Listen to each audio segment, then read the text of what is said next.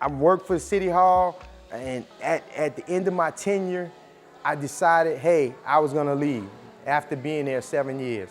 But I didn't know what I was gonna get into. The housing market was booming in Atlanta. I decided to then start building houses. What I did was take my motto, success is duplication, and duplicate it in the housing industry. What I did was,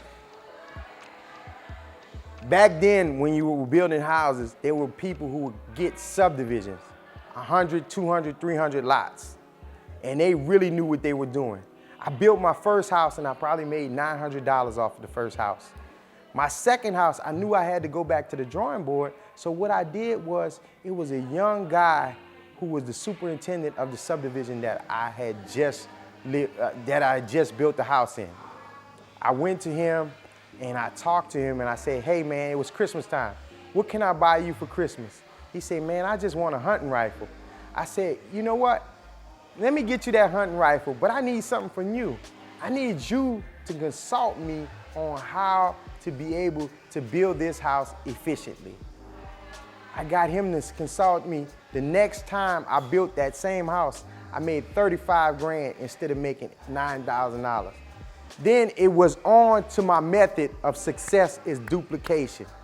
What I did was, the builder he was building for, they were buying lots at 200 and 300 lots at a time, and they would always have a parcel of land sitting right in front of the lots that they were building in. So what I decided to do was buy the land in front of the subdivision that they were building in.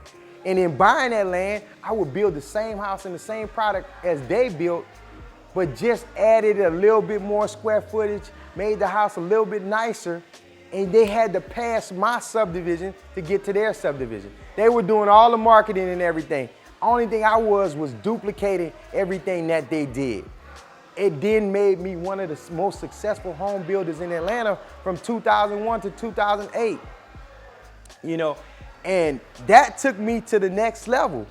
I became wealthier than I ever imagined. I got to that was when I made my first $1 million, you know, by duplicating somebody else's success.